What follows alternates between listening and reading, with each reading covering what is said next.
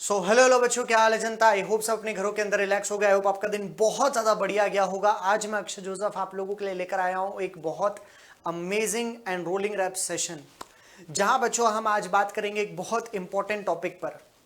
बहुत सारे बच्चों के हम जब लाइव क्लासेस लेते हैं, बहुत सारे बच्चों से जब हम बीएससी नर्सिंग एंट्रेंस एग्जाम की तैयारी कर रहे हैं उनसे मिलते हैं, ठीक है। तो बहुत सारे बच्चों का एक ही प्रश्न होता है जनरली, जो अच्छे बच्चे जो पूरे साल मेहनत कर रहे हैं, ठीक है, कि सर हम नर्सिंग एंट्रेंस एग्जाम्स देते हैं, है ना। बहुत प्रकार के नर्सिंग एंट्रेंस एग्जाम है। कोई बच्चे एम्स नर्सिंग एंट्रेंस एग्जाम देंगे, कोई एबीवीएमयू देंगे, कोई एमपीपीएनएसटी देते हैं, कोई आरयूएचएस देते हैं, ठीक है।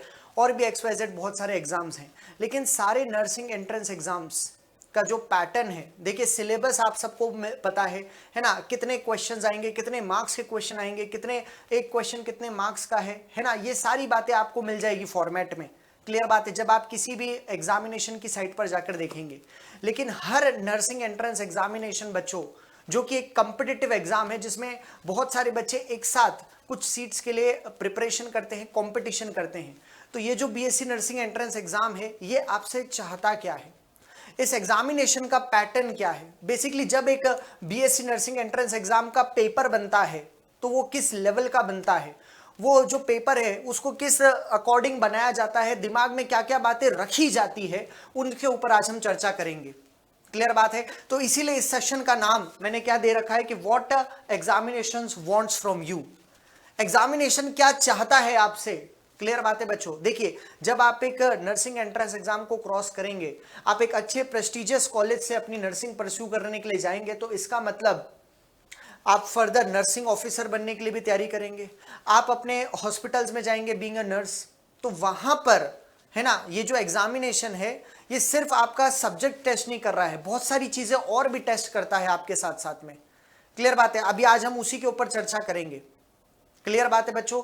ये सेशन आप लोगों के लिए बहुत ज्यादा यूजफुल होने वाला है, इसलिए इस सेशन की शेयरिंग में कमी नहीं रखनी है। जितने बच्चे भी नर्सिंग एंट्रेंस एग्जाम की तैयारी कर रहे हैं अभी इसी वक्त, उनको ये सेशन का लिंक शेयर कर दीजिए बच्चों। क्लियर है। तो सबसे पहली बात, आप कोई भी नर्सिंग एंट्रेंस एग्जाम देते हैं तो वो उसका जो पेपर बनता है, उसके जो पेपर पैटर्न बनते हैं, वो 3 रूल्स के ऊपर डिपेंड करता है। मेरे साथ साथ में बोलेंगे अभी इसी वक्त वो कितने रूल्स के ऊपर उसका पैटर्न लाई करता है। 3 रूल्स के ऊपर उसका पैटर्न जो है वो लाई करता है, ठीक है। वो 3 रूल्स कौन कौन से हैं आइए डिस्कस करते हैं।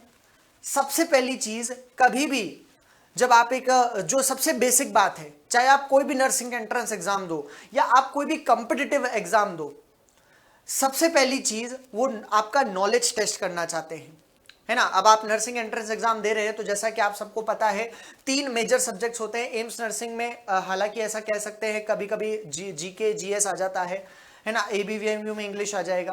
क्लियर बात है। तो मेजर 3 सब्जेक्ट्स की अगर मैं बात करूं तो मेजर 3 सब्जेक्ट्स आप जानते हैं, है ना, कौन कौन से हैं। बायोलॉजी है, केमिस्ट्री है और फिजिक्स है। क्लियर बात है। इसको हम यहां पर लिख लेते हैं। जो 3 मेजर सब्जेक्ट्स हैं वो कौन कौन से जनता आप लोगों के, पीसीबी आप सबको पता है, बोले तो फिजिक्स। अब बहुत सारे बच्चे ये पूछते हैं कि सर हमें फिजिक्स की नॉलेज होनी क्यों जरूरी है। तो बच्चों मैं आपको बता दूं, फिजिक्स की नॉलेज होनी इसलिए आप लोगों को जरूरी है और इसके नर्सिंग एंट्रेंस एग्जाम में इसलिए फिजिक्स डाली जाती है बिकॉज यार आप लोग नर्स बन रहे हैं।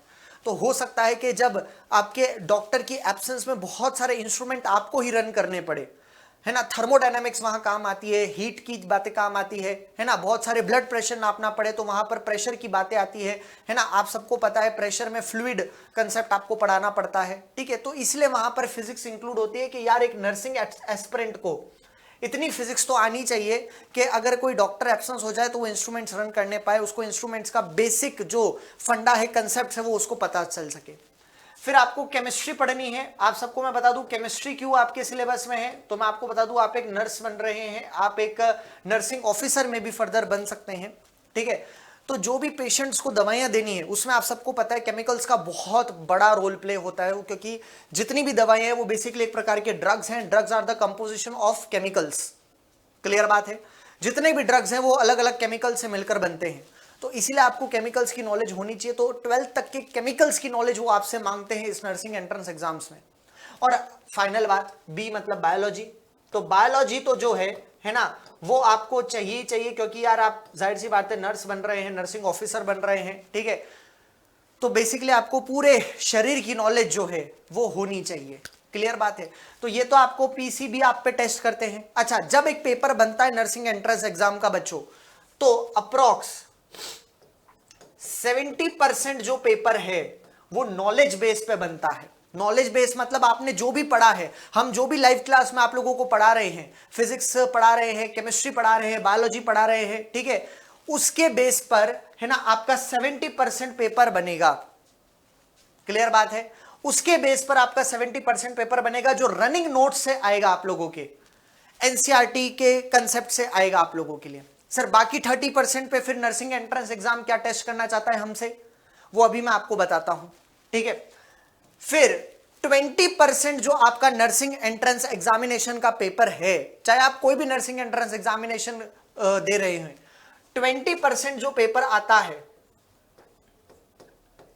वो एप्लीकेशन बेस्ड पेपर आता है। अब एप्लीकेशन बेस्ड का मतलब क्या होता है, मैं आपको दोनों को समझा रहा हूं, नॉलेज और एप्लीकेशन में क्या फर्क है। जैसे सपोज फॉर एग्जांपल, मैं तो केमिस्ट्री की बात कर रहा हूं क्योंकि मैं केमिस्ट्री का टीचर हूं, ठीक है। जैसे इलेक्ट्रोकेमिस्ट्री, विद्युत रसायन। अब विद्युत रसायन में आप सबको पता है एक बहुत इंपॉर्टेंट इक्वेशन आती है जिसको कहा जाता है नर्स्ट इक्वेशन। अब मान लो आपके पास में कोई क्वेश्चन आता है कि नर्स्ट इक्वेशन क्या है, या फिर नर्स्ट इक्वेशन से कोई क्वेश्चन आता है, कोई भी एक न्यूमेरिकल आ गया सॉल्व करने के लिए, तो आप सबको पता है,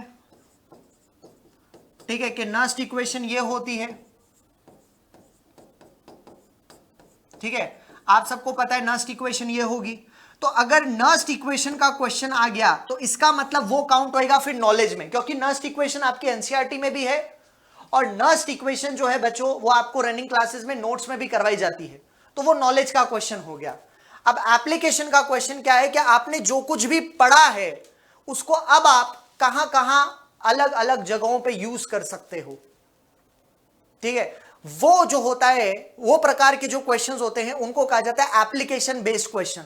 अब अगर नर्स्ट इक्वेशन का क्वेश्चन आ रहा है तो वो तो नॉलेज में जाएगा, लेकिन अगर पीएच का क्वेश्चन आ जाए, लेकिन यदि पीएच का क्वेश्चन आ जाए आपके पास में, अब आप जानते हैं पीएच मतलब हाइड्रोजन, तो वहां पर क्या होता है H+ एक इलेक्ट्रॉन गेन कर कर क्या बन जाएगा H, ठीक है। तो अगर आप इसके लिए नर्स्ट इक्वेशन लिखते हो तो मैंने आपको बताया था कि नर्स्ट इक्वेशन ऐसे लिखी जाएगी कि ई सेल बराबर E naught cell minus 0.0591 n log pH। अब मेरे भाई देखो, नर्स्ट इक्वेशन का ही कंसेप्ट है, लेकिन नर्स्ट इक्वेशन से तुम पीएच भी निकाल सकते हो, समझे। तो ये हो गया एप्लीकेशन बेस्ड सवाल कि नर्स्ट इक्वेशन तो एनसीईआरटी में नर्स्ट इक्वेशन रनिंग नोट्स में है, हालांकि हम ये सवाल भी कराते हैं हमारी लाइव क्लासेस के अंदर जिनको कहा जाता है एप्लीकेशन बेस्ड सवाल। अब नर्स्ट इक्वेशन से की मदद से आप कहां कहां उसको यूज कर सकते हैं। तो बच्चों याद रखना कि जब आपका एक नर्सिंग एंट्रेंस एग्जाम का पेपर आता है तो 70% आपके नॉलेज बेस्ड पेपर बनता है, मतलब जो रनिंग नोट्स में से क्वेश्चन उठेंगे। 20% या 20% पेपर जो है वो ऐसे क्वेश्चंस आपको देखने को मिलेंगे जो एप्लीकेशन बेस्ड क्वेश्चन होंगे, मतलब जो भी चीजें आपने पढ़ी है उसको अब आप और कहां कहां यूज कर सकते हो। अच्छा सर, फिर जो पीछे बचा हुआ 10% है उसमें नर्सिंग एंट्रेंस एग्जाम जो है वो क्या टेस्ट करना चाहता है, तो मैं आपको बता दूं पीछे बचा हुआ 10% जो है वहां पर नर्सिंग एंट्रेंस एग्जामिनेशन आपसे प्रेजेंस ऑफ माइंड, भैया बहुत जरूरी चीज है। अगर आप एक नर्सिंग ऑफिसर बन रहे हैं, अगर आप एक नर्स बन रहे हैं, प्रेजेंस ऑफ माइंड होना। आप किसी ओटी में बैठे हैं, ऑपरेशन थिएटर में बैठे हैं, ठीक है, वहां पर डॉक्टर ऑपरेशन कर रहा है, आपको भी वो हेल्प करने के लिए कुछ कुछ चीजें कहेगा कि ये कर दो वो कर दो, तो वहां पर आपका उस ऑपरेशन के समय आपका प्रेजेंस ऑफ माइंड होना बहुत जरूरी है। और हर नर्सिंग एंट्रेंस एग्जामिनेशन आपसे प्रेजेंस ऑफ माइंड मांगता है। इसीलिए अगर जब आप एक प्रीवियस ईयर आप नर्सिंग एंट्रेंस एग्जाम के पेपर्स निकाल कर देखना है ना, तो वहां पर 10% क्वेश्चन ऐसे होते हैं जहां पर आपका प्रेजेंस ऑफ माइंड होना जरूरी है। ऐसा हो सकता है कि आंसर क्वेश्चन में ही छुपा होगा, तो वहां पर आपका प्रेजेंस ऑफ माइंड होगा, आप समझ लोगे अच्छा इसने ऐसे कहा है, ठीक है। कभी कभार कुछ प्रश्न ऐसे होते हैं जिसमें लिखा होता है कि which of the following statement is not correct,